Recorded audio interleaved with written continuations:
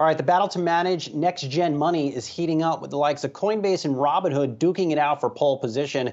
And this is where we find the Yahoo Finance call of the day. Autonomous Research is out initiating coverage of Coinbase with an underperform and Robinhood at outperform. Christian Ballou is the analyst who made these calls, and he joins us now. Christian, good to see you this morning here. Wow, on your call on Coinbase. Couple things here. First up, why do you think they are losing market share? So I think you need to understand the context. Oh, go ahead. Sorry, I thought you were on mute. You're good. Sorry. So again, thanks for having me on. I think you have to understand the context of what's happening here. There is really it might be a structural battle for next generation money, and you're seeing a plethora of money apps coming into the market to try and battle for that share. What you've seen over the last, I would say, 18 months through the pandemic is really massive acceleration of that trend. Huge amount of user growth that has come through to pretty much everyone, Coinbase, Robinhood, and some of the other sort of payment type apps. I think going forward from here, what's really critical is monetization. And from that perspective, who's most able to monetize their clients is probably who wins about it going forward. The issue with Coinbase essentially is just pricing. I mean, it's just an expensive place to trade crypto, and you can do that in lots of places, right? Robinhood is essentially zero commission, although they make some money out of crypto. But Coinbase is almost 140 basis points, 1.4%. It's a really expensive place, and customers have choice. They can go to lots of places, and we think that's a key reason why they're basically losing market share. Christian, what caught my attention here, and it should catch the attention of the Coinbase bulls out there because there are many. You talk about this lack of them not innovating in a lot of different areas. Talk to us about that. I think that's even more worrying to me, and I think it's a critical point, and thanks for raising it. So remember the context of Coinbase. Essentially, they were the on-ramp for most people into crypto. With the Bitcoin product very early on, they recognized the need for a really easy interface to on-ramp into crypto. They've done a fabulous job there. Since then, quite frankly, on a lot of the innovations that have come through, they've basically lagged. So, in 2017, when you had an explosion of alternative coins from Ethereum to all sorts of other coins, they were really, really slow to come out the gates there. Debatable why that was, maybe it's, regulatory uncertainty or just technology issues. It's debatable why that was. But you saw the likes of Binance in Asia, so some Asian competitors come through because Coinbase didn't have the product. Most recently, NFTs.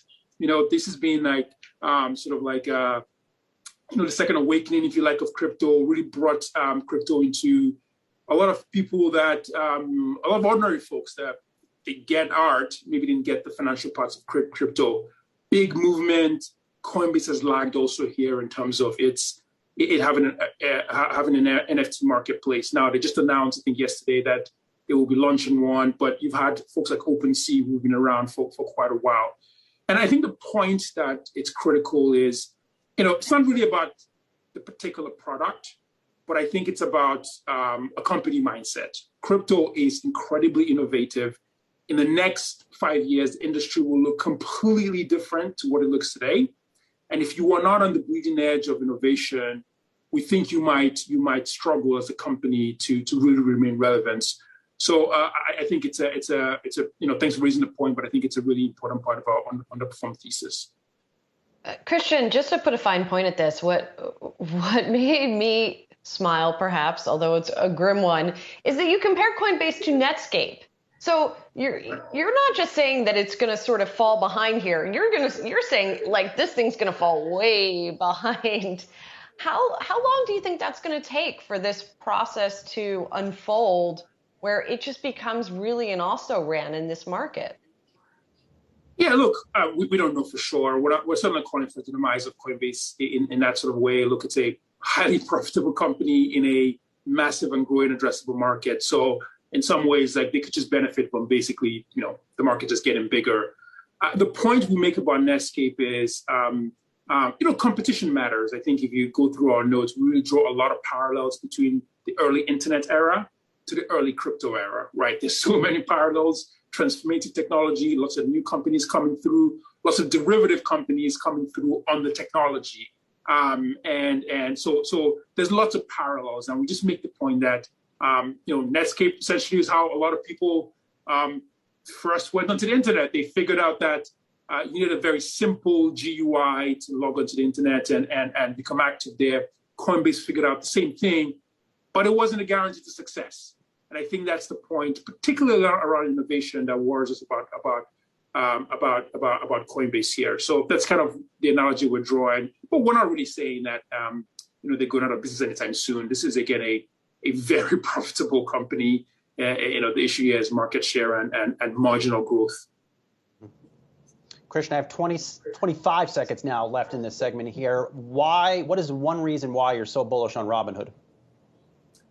It's the opposite. It's really monetization. I think there's lots of criticisms about Robinhood that are absolutely fair, but I think the one thing you can say about them is they are the edge, right? They whenever there's an opportunity, they strike. Crypto, they were behind on crypto. They realized it was going to be a big product for the customers.